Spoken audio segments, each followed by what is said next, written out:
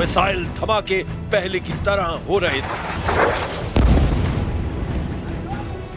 गजा की गलियों में इजराइल के टैंक गोले दाग रहे थे। समझौते के ऐलान के बाद भी इजराइल रुका नहीं। महज 24 घंटे के अंदर इजराइल ने गजा में 37 लाशें बिछा दी हैं। हमास के साथ इजराइल ने हिजबुल्लाह पर भी भयानक हमला किया है।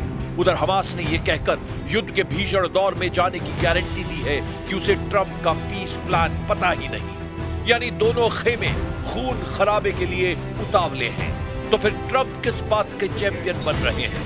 क्यों ट्रंप गजा युद्ध पर सच नहीं स्वीकार कर रहे हैं? सब कुछ बड़ा विचित्र है। 3 सितंबर को दोपहर तक हमले में इजराइल ने 37 से ज्यादा शवों का ढेर लगा दिया है। यह हमले ट्रंप के पीस प्लान पर नेतन्याहू की सहमति के बाद हुए हैं। उधर हमास ने 30,000 आत्मघाती लड़ाकों को युद्ध में झोंकने का सिग्नल दिया है। हमास लीडरशिप ट्रंप के समझौते को मानने के मूड में नहीं। ईरान में हमास के प्रतिनिधि खालिद कद्योमी ने कहा है कि फिलिस्तीन के किसी भी फैसले का हक सिर्फ फिलिस्तीनियों का है। This is very important point. See, the right to self-determination. The next day of war is pure Palestinians. These are the basic principles. Anything to be discussed about the political future of Palestine should address these very important points. No one has right to intervene into the Palestinian affairs but the Palestinians themselves.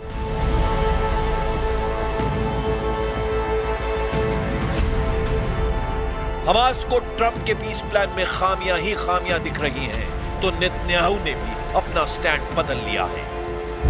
Trump के गजा युद्ध समझौते में अहम और जरूरी बात यह है कि इजराइल गजा पर न कब्जा करेगा, साथ ही इजराइल की सेना गजा से वापस लौटेगी।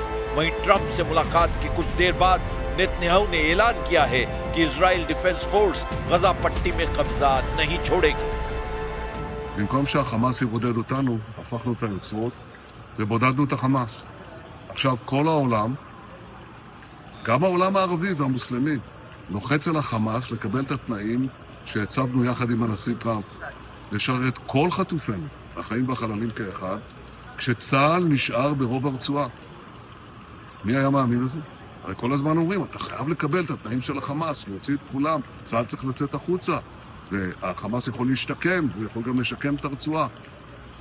לא ולא, זה לא קורה. ההפך. We're going to do about 3 or 4 days. We'll see how it is. All of the Arab countries are signed up. The Muslim countries are all signed up. Israel's all signed up. We're just waiting for Hamas. And Hamas is either going to be doing it or not. And if it's not, it's going to be a very sad end. Hamas समर्थक अलग-अलग fighter group Trump के plan पर भड़के हुए हैं। गजा में Trump के समझौते को अमेरिका और इजराइल को मुनाफे का बताया जा रहा है। वहीं पीएम नेतन्याहू ने भी ये साफ कर दिया है कि वो फिलिस्तीन देश नहीं बनने देंगे। ट्रंप के सुझाए समझौते में भी इसका कोई जिक्र नहीं किया गया है। ממש לא, זה גם לא כתוב בהסכם. אבל דבר אחד כן אמרנו, שאנחנו נתנגד בתוקף למדינה הפלסטינית. הנשיא טראמפ גם אמר את זה, הוא אמר שהוא מבין את זה, הוא אמר באו"ם גם שזה יהווה פרס עצום לטרור וסכנה למדינת ישראל, וכמובן שאנחנו לא מסכימים.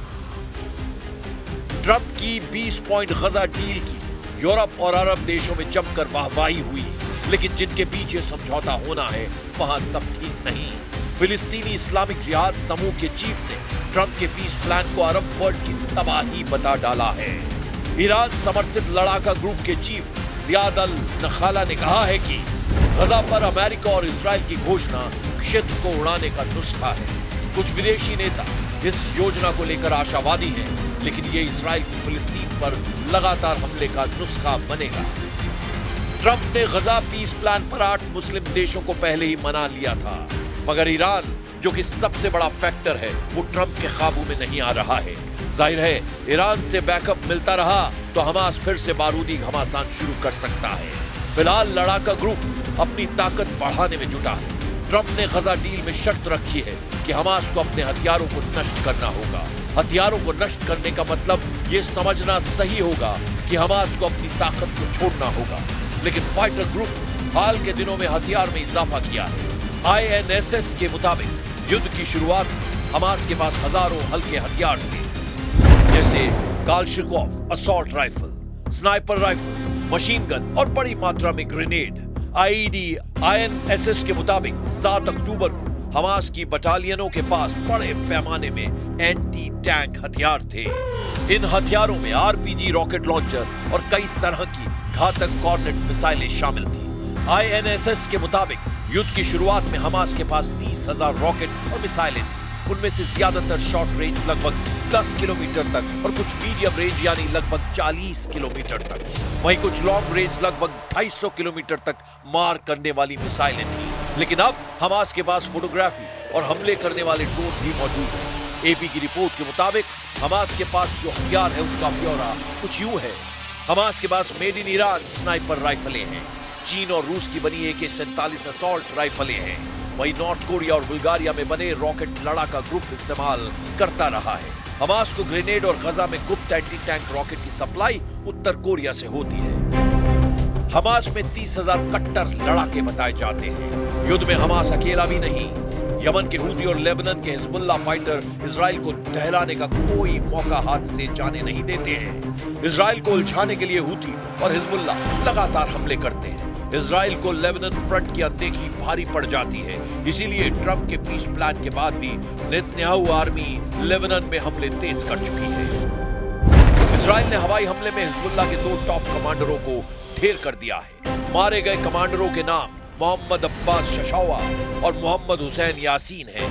इनमें शशौआ दक्षिण लेबनान के सोमोर में तोपखाने का इंचार्ज था।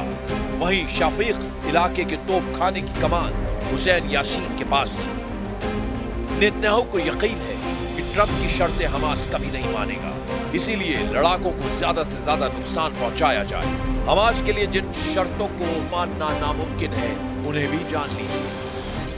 डील में हमास को हथियार छोड़ने और सुरंग नेटवर्क तबाह करने के लिए कहा गया है। इसका सीधा मतलब है गजा और फिलिस्तीन से हमास की ताकत को खत्म कर देना, जिसे हमास लीडरशिप कभी नहीं मानेगी। दूसरा अहम पेच ये है कि हमास को भविष्य की सरकार में किसी भी तरह की कोई भूमिका नहीं दी जाएगी। मायने ये है कि हमास की अहमियत अपने आप खत्म हो जाएगी।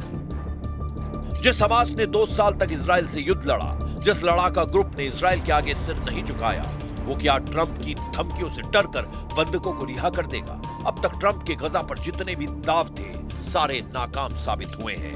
हालांकि इस बार उन्हें दुनिया भर के तमाम देशों से समर्थन मिल रहा है। यहां तक कि अरब देशों ने भी ट्रंप के पीस प्लान को अच्छी पहल माना है। तुर्की जैसे तिकड़मी देश ने ट्रंप की हां में हां मिला दी है। मगर खलीफा कब इजराइल के खिलाफ नई चाल चलेंगे कोई नहीं जानता। उधर ईरान तो ट्रंप के किसी भी समझौते को मानने को राजी नहीं। इजराइल के दुश्मन फाइटर ग्रुप युद्ध खत्म करने के मूड में नहीं है, यानी लड़ाई का नया अध्याय ज्यादा विनाशकारी साबित हो सकता है।